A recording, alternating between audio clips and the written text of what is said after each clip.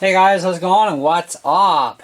Well, there was a YouTuber that had asked about how I did the wiring up for the lights on my TRX4 Tactical. So I said, well, sure, I'll do a video on that.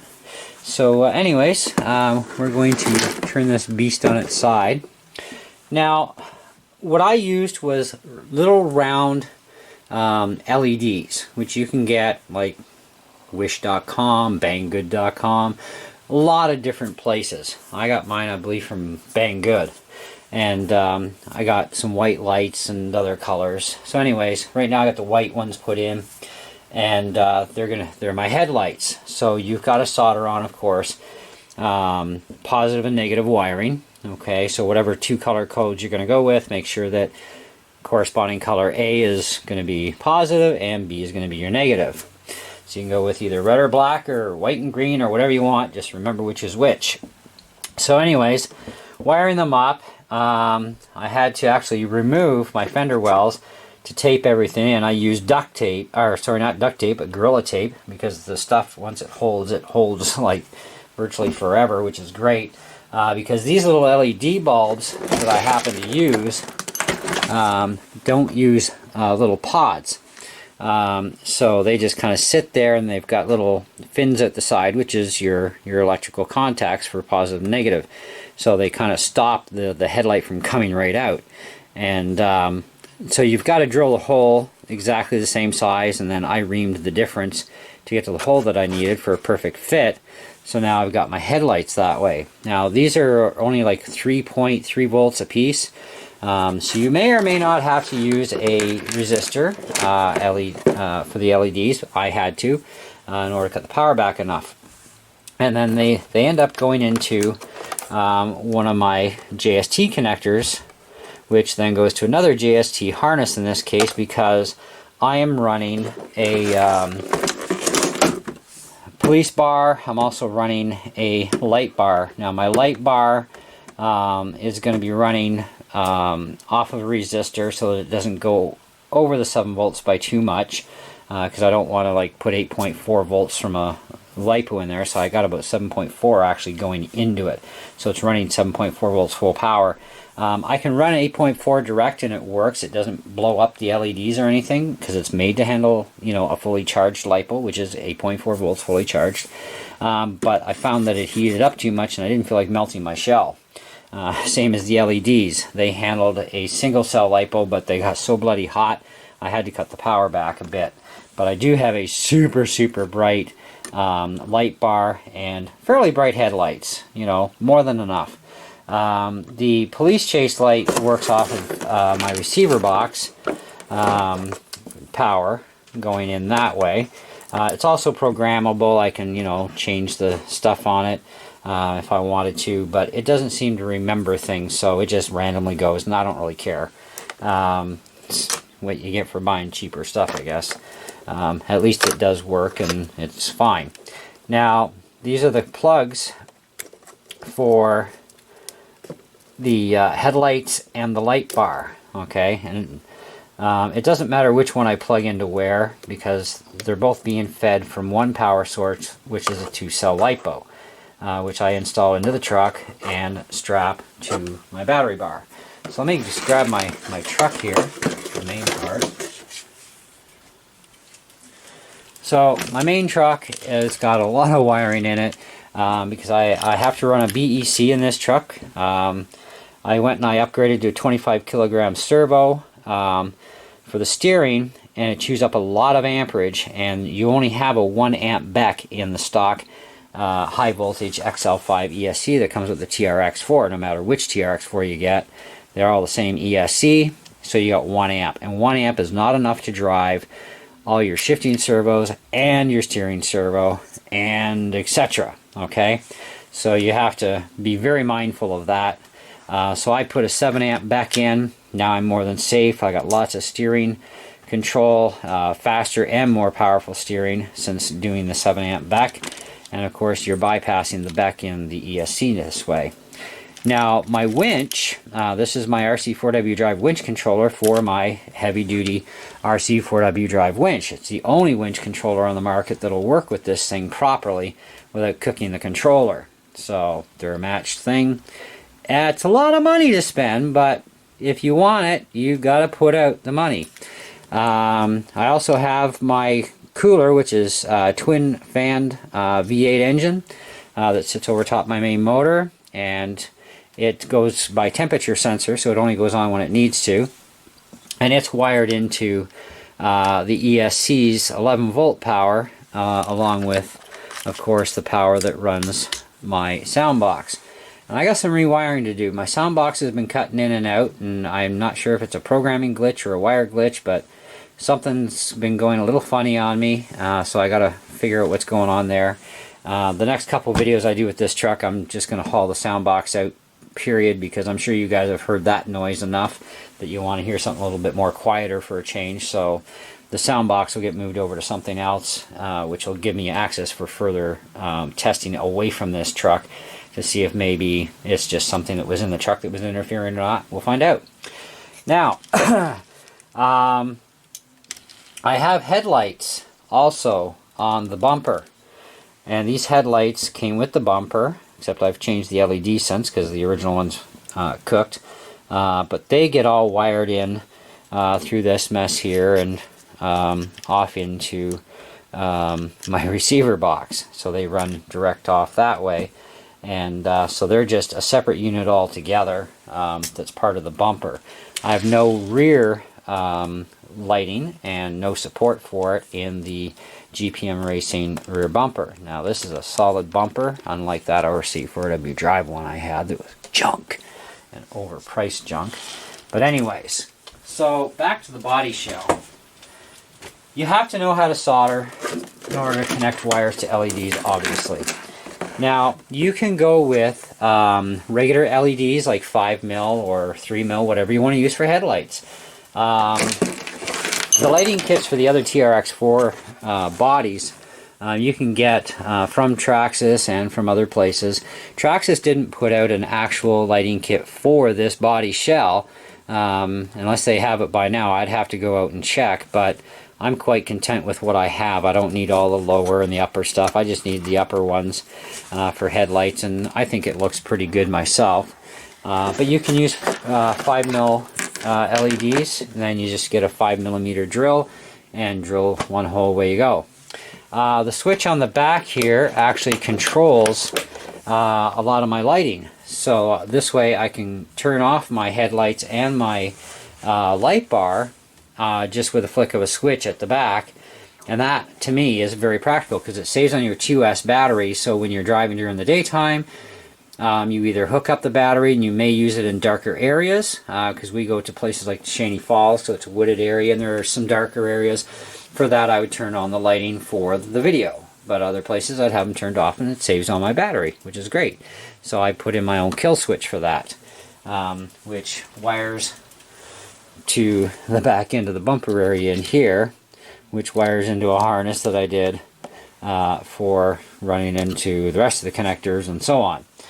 To give you a wiring diagram, forget it. This is something where you have to just keep an eye on. You've got 2 positive wires, 2 negative wires.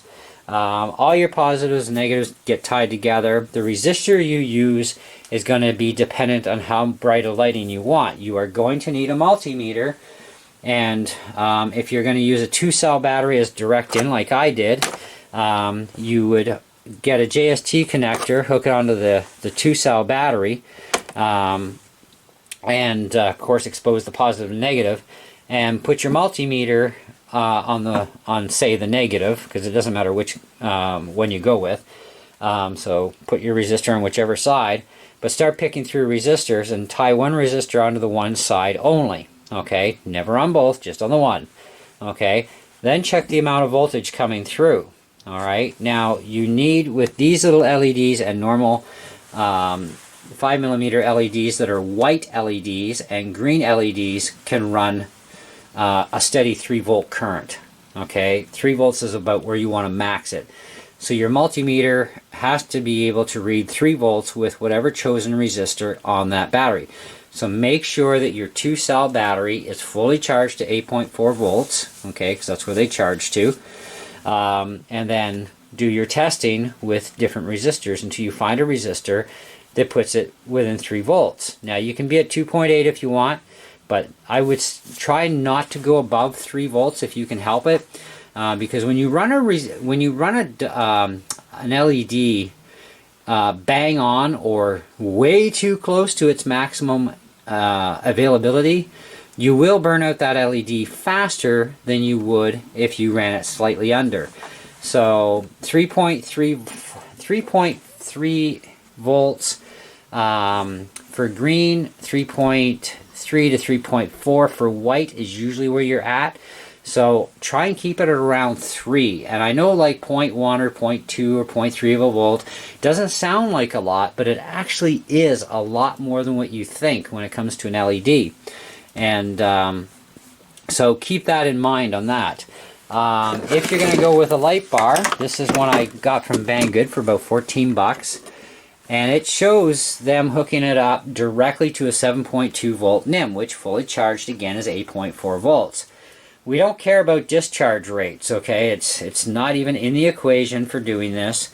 Discharge, the higher the discharge you have, it's going to be able to provide a higher current draw for a longer time at the same milliamps and whatever, okay? So you don't have to worry about the discharge rate of the battery. I use like a 30C, I think it is, 2-cell, which is like overkill just to run some LEDs, you would think, but you know what? That battery will last me 5 times longer than, say, a 7.2 volt with a 5C discharge, okay? So I went 30C, I believe that's what it is, if I can remember right, and it works, okay? It's just that it's able to supply a lot of amperage draw, which is why I run a separate 2-cell battery as well for my winch. And that one's, I can't remember the discharge rate, but it's more than enough. It can't stall out my winch. And I've done some serious dragging of other people's trucks with it, never mind doing my own drag stuff. And that 2-cell battery works perfect. Now you can run 3-cell on my particular winch, but only if you use a Castle Creations Beck, because it seems to be the only one that works properly and has the hookup capability required for the RC4W drive receiver box. So whatever. Anyways, this is rated that it will handle that fully charged NIM or LiPo, which is at 8.4. They say 7.4 volts on the site, which there's no such thing as a 7.4 volt LiPo battery that charges to 7.4 volts. Okay, so, and a 7.2 volt NIM pack charges to 8.4 volts as well, because at 7.2 you don't have much left of the battery. Same as at 7.4. Well, 7.2 for NIM, 7.4 for a LiPo means you're pretty much, you're getting way down there, you don't have a lot of milliamps available, blah, blah, blah. So you charge the sucker up, it's 8.4. Running the 8.4 in, yes, you can do it. Yes, this handles it. I've tested it thoroughly. Like I said, it gets hot as hell. If you're a smoker, you can literally light a cigarette off of it after a few minutes. It's that hot. So yeah, not a cool thing to do, all right? So if you run it right at the 7.4, 7.3 volt limit, it is going to be extremely bright and it'll barely get warm to the touch. So that's the difference, okay? And this light takes it. Anyways, that's the basics. I mean, there's not a lot to it. It's just a matter of, what you're going to use for battery connectors to your battery. Now, going off of your receiver box, if that's how you're going to power your LEDs, receiver boxes generally on most RCs, at least on the 110 scale for sure, and usually under, you get about 5.3, 5.6 volts roughly. My Beck actually puts out,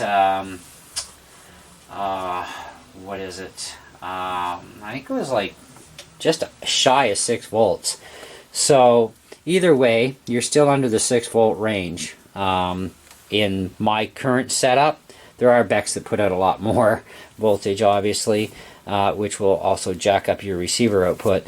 But generally out of the receiver, stock setup stuff, you get about 5.3 volts, we'll say. That's too much power to try and run 2 LEDs. Now the other thing is you run your LEDs in parallel, okay, not in series. It takes a lot of juice to fire up even 2 LEDs in series, okay, which you would think it shouldn't, but it actually does.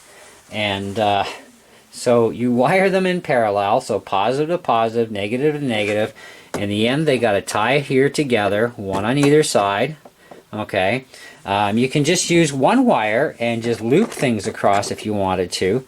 You just got to make sure that, you know, your positive and negative that come off this go to the positive negative here, and then another 2 wires for positive negative here come down here and in your harness and into your connector for your battery. And if you want to hook up more than one set of LEDs, like you want headlights and taillights, you can, you know, wire them all from front to back and have them come out into, you know, different configurations of wiring, either 4 wires or 2 sets of wires, whatever, and then go in. Now I'm only using a homemade Y adapter because I have the light bar, which is completely independent of my headlights, and each one of these has their own value of resistor. One for the headlights so I don't overpower them, and one resistor for the light bar so I don't overpower it. Now I won't actually overpower it technically with a 2-cell, but like I said, you don't want to run it full out power to a 2-cell, even though it is beautifully, wonderfully bright and will light up your entire yard. It will get so hot that it'll actually melt your body shell, which is why you don't want to go beyond 7.4 volts with the resistor on the power line, and then you'll be fine, okay? And then something like your, if you're going to use a strobe or a police strobe like this, go off the receiver box, put a Y adapter harness in if you need to, or if you have an empty channel, do so. You'll find you won't have any empty channels other than one that'll work properly anyways on the TRX4, because there are 2 ports that aren't used right out of the box with the truck.